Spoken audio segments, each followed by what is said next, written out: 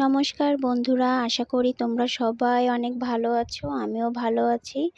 আজ তোমাদের সাথে শেয়ার করব পায়েস রান্নার রেসিপি।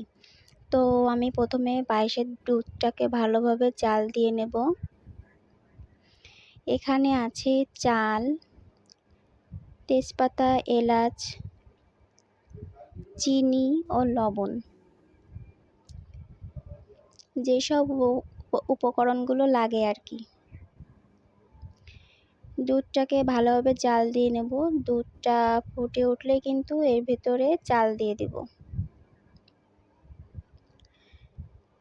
তো দুধটা কিন্তু ফোটা আরম্ভ করেছে। এবার এর ভেতরে আমি চাল দিয়ে নিচ্ছি। একে একে তেজপাতা, এলাচ দিয়ে নেব। এবার ভালোভাবে নেড়েচেড়ে নেব। এরপর চালটা ফুটে উঠলে এর ভেতরে চিনি আর লবণ দিয়ে দিব। এবার ভালোভাবে নেড়েচেড়ে এই যে পায়েসটা কিন্তু হয়ে এসছে।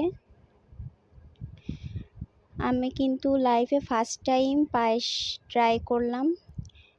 সত্যিই অনেক মজার হয়েছিল। তোমরাও কিন্তু কমেন্টে জানিও কেমন হয়েছে। নমস্কার।